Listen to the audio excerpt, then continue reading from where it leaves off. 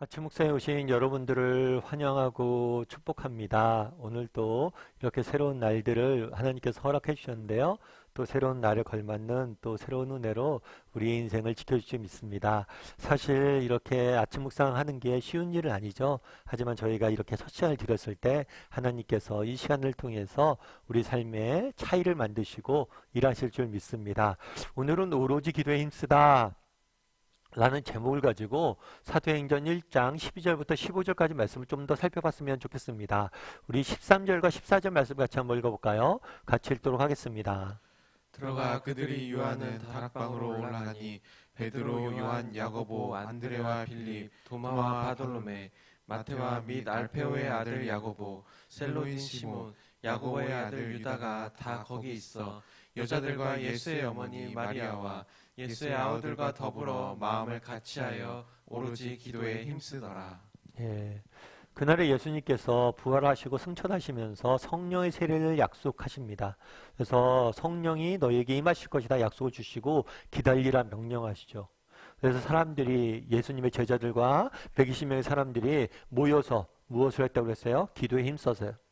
기도하면서 그 약속을 기다리고 있었습니다. 특별히 어디서 모여서 기도했냐면 그들이 유하는 다락방이라고 되는데 이 다락방은 우리가 알고 있는 다락방이라고 생각하면 안 되고요. 아마 연회장 정도로 생각하면 좋을 것 같아요.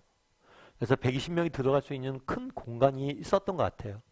그래서 그 연회장에서 모여서 무엇을 했냐면 기도하고 있었어요.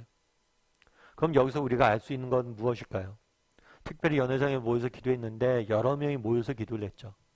사실 이 공동체, 정말 하나님께서 우리에게 공동체를 허락하셨는데 공동체는 우리가 기도하는데 큰 힘이 되는 것을 볼 수가 있어요. 아니, 신앙생활은 정말 늘 공동체 가운데 이루어지는 것 같아요.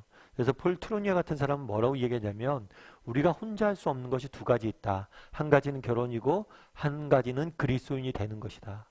그래서 그리스도인이 되는 것은 그만큼 정말 공동체 가운데 이루어진 것이 혼자 그리스도인이 되는 건 없는 것 같아요. 오늘 신약교회도 마찬가지죠. 신약교회도 처음에 시작을 어떻게 했어요? 모여서 함께 기도함으로 시작됐어요. 개인적으로 약속을 흩어져서 기도하면서 기다리지 않았어요. 모여서 함께 기도했어요. 그래서 모이는 공동체. 이것은 교회의 가장 중요한 역할이고 이 공동체가 신앙생활의 토대가 됨을 우리는 알 수가 있어요. 특별히 기도할 때 우리가 공동체 가운데 함께 기도하면 큰 힘이 되는 것 같아요. 그럼 여러분들은 어떠세요? 여러분들이 힘든 일이 있거나 어려운 일들이 있거나 아니면 기도 제목이 있을 때 함께 서로를 위해서 기도해 줄 수 있는 공동체가 있으세요? 정말 내가 어떤 기도 제목이 있고 내가 정말 무엇인가 인생의 문제를 닥쳤는데 나와 함께 기도해 줄 공동체가 없다. 그럼 우리는 신앙생활 잘못하고 있는 것일지 몰라요. 그래서 여러분들이 빨리 이 공동체를 만들어내야 됩니다. 단순히 이 공동체는 교회에 내가 등록했다고 되는 것 아니에요. 다락방이나 소그룹이나 이런 것도 적극적으로 여러분들이 참여하고 만들어야 돼요. 내가 먼저 무엇을 해야 되냐면 다른 사람들 위해서 기도할 수 있어야 돼요. 이런 공동체를 만나기 위해서 먼저 해야 될 건 뭐냐면 먼저 내가 다른 사람들 위해서 기도할 수 있어야 돼요. 그래야지 서로가 기도할 수 있는 거예요. 그래서 정말 이런 공동체가 내게 있는지 그리고 이 공동체가 정말 내게 있는지 점검해보고 서로를 위해서 함께 기도하기 위해서 노력할 수 있는 사람이 되었으면 좋겠어요. 저도 목회자지만 힘들고 지칠 때가 있죠. 그럴 때 늘 이렇게 힘이 되는 건 뭐냐면 저희 어머님이에요. 참 저희 어머님이 늘 제가 기억하는 것은 기도하시는 모습이에요. 그래서 정말 힘들고 지칠 때마다 나를 위해서 기도하는 어머님이 계시다는 존재 자체가 제 평생에 정말 큰 버팀목이 됐던 것 같아요. 그래서 여러분 서로에게 그런 존재가 되었으면 좋겠다는 생각이 있어요. 서로에게 서로를 위해서 함께 기도하는 사람. 그 사람이 될 때, 그리고 그 사람이 서로에게 될 때, 우리는 정말 이 험한 세상을 이겨내면서 살아갈 수 있어야 돼요. 오늘 기도하는, 우리 다락방에 모여서 기도하는 사람들의 모습 속에서 우리가 배울 수 있는 점, 먼저 배울 수 있는 점은 뭐냐면, 공동체 가운데 기도했다는 거예요. 근데 오늘 본문에 또 배울 수 있는 것이 있어요. 그건 무엇일까요? 사실 그렇잖아요. 예수님께서 약속을 하셨어요. 어떤 약속을 하냐면 성령을 너희에게 줄 것이다. 기다리라 약속을 했어요. 근데 재밌는 건 그냥 왜 기다리라고 했냐는 거예요. 그냥 주시면 되지. 왜 모여서 기다리라고 약속을 했을까요? 그냥 주시면 되는데. 왜 기다리는 시간들 허락하셨고 그 시간들 통해서 성령의 세례를 주셨냐는 거예요. 근데 오늘 본문에 보면 이렇게 돼 있어요. 다락방에 올라가니 베드로와 요한, 야고보와 안드레와 빌립, 도마와 바돌로메와 마테아 알포의 아들, 야고보 새로 진 시몬, 야고보의 아들 유다 이렇게 되어 있어요. 그래서 우리는 성경에서 이 12제자의 이름이 나열되는 모습들을 종종 보게 됩니다. 그래서 그냥 넘어갈 수가 있어요. 그런데 이건 굉장히 특이해요. 뭐가 특이할까요? 순서가 바뀌었어요. 보통 사도행전 전에 복음서에서는 순서가 어떻게 되어 있냐면 이런 식으로 되어 있어요.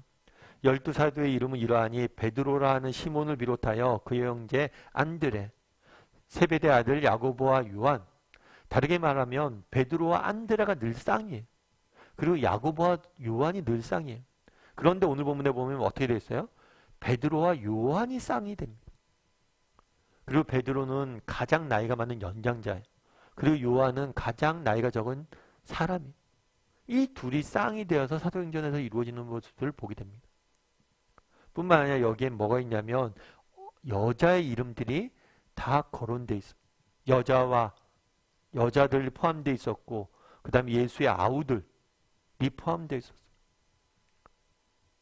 이걸 통해서 알 수 있는 건 뭐냐는 거예요. 새로운 공동체가 형성되었어요. 그런데 이전과는 전혀 다른 관계, 전혀 다른 모습이라는 걸 보여주는 거예요. 다르게 말하면 정말 모든 차이와 차별을 극복하고 하나, 성령 안에서 하나가 되어지는 과정들을 보여주고 있는 거예요.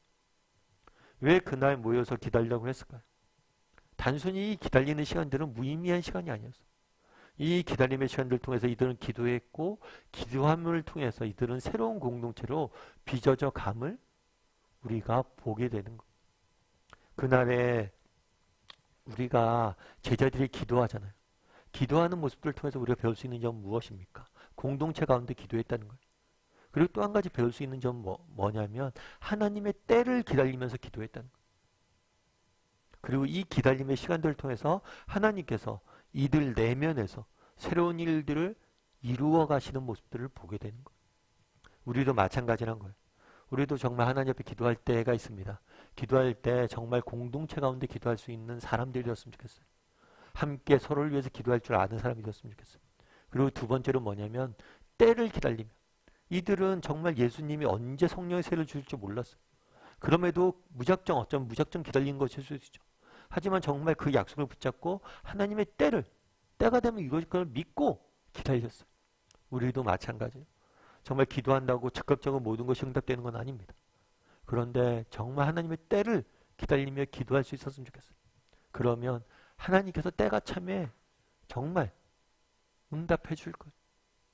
그리고 이 기다림의 시간이 헛된 건 아닐 거예요. 이 기다림의 시간을 통해서 하나님께서 우리 사이에 일하실 거예요. 여러분 혹시 대천덕 신부님이라고 아세요? 대천덕 신부님은 성공의 신부님으로 예수원, 성공의 수도원 예수원을 설립해서 많은 사람들에게 선한 영향력을 미쳤던 목사님이시죠. 근데 이 대천덕 신부님이 원래 젊은 날의 꿈은 뭐냐면 이 목사님의 신부님의 꿈은 가르치는 은사가 있었던 것 같아요. 누군가를 가르치는 은사. 그래서 가르치는 선생님이 되고 싶은 꿈이 있었어요. 그래서 가르치는 은사를 활용해서 하나님 섬기고 싶은 꿈이 있어서 계속해서 그런 기회를 달라고 하나님 앞에 기도합니다. 그런데 하나님이 다 막으세요. 이상하게 가르치는 기회를 주지 않으세요. 그리고 자꾸만 어디로 인도하시냐면 목회 현장으로 인도하시는 거예요. 목회를 하게 하는 거예요. 그런데 이 신부님이 이 목회하는 게 너무 힘들었대요. 나는 가르치는 은사가 있고 가르치는 게 내 적성에 맞는데 왜 적성에도 맞지 않는 이 목회 현장에 자꾸만 나를 몰아가실까? 그래서 너무 힘들었대. 그런데 계속해서 가르침의 기회를 달라고 현장을 보내달라고 기도했는데 하나님 막으셨대. 그래서 기도를 바꿨대요. 그때. 하나님 뜻이 가르치는 것이 아니라면 목회하는 것이 하나님의 뜻이라면 그러면 기쁘게 목회하게 해달라고. 하나님 내가 뜻에 순종하겠으니까 기쁘게 목회하게 해달라고 이렇게 기도했대. 그제서야 하나님이 자기를 보고 미소 짓는 것 같은 느낌이 들었다고 그러죠. 그렇게 해서 열심히 목회를 했습니다. 그러다가 시간이 지난 다음에 성공회에서 이 대통령 신부님에게 뭘 맡겼냐면 한국에 새롭게 신학교를 세웠는데 거기에서 가르칠 수 있는 학장으로서 이 대천덕 신부님을 보낸 거예요. 그래서 젊은 날 기도했던 가르치는 그 현장으로 보낸 거예요. 그러면서 와서 막상 이 신학교에서 가르치는데 자기가 목회 현장에서 목회를 했잖아요. 그땐 되게 힘들고 어렵다고 느꼈잖아요. 그런데 나중에 보니까 이 목회 현장에서 경험이 신학생들 가르치는데 너무나 큰 도움이 됐다는 거예요. 그러면서 그런 얘기를 하시더라고요. 우리가 때로는 어떤 걸 기도했을 때 하나님께서 응답을 안 하실 때가 있는데 기다림의 시간을 요구하실 때가 있는데 그것이 다 헛된 것이 아니란 거예요. 그 시간 동안 나에게 나를 준비시키시고 내가 정말 꼭 필요한 것들을 경험하게 하셨다고 이야기를 하시더라고요. 참 공감이 됐어요.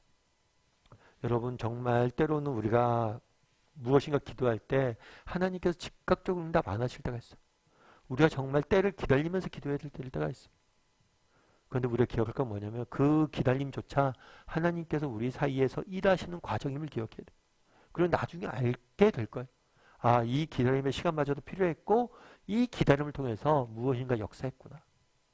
그래서 하나님의 때를 기다리며 기도할 줄 아는 사람이 되었으면 좋겠습니다. 그래서 오늘 본문에서 배울 수 있는 점 무엇이냐? 공동체 가운데 기도하는 것이고 때를 기다리며 기도하는 것. 우리도 정말 나는 그런 사람인지 공동체 가운데 기도하는 사람인지 돌아보고 때를 기다리며 기도하는 사람이 돌아보고 그런 사람이 되기를 주님으로 소원합니다.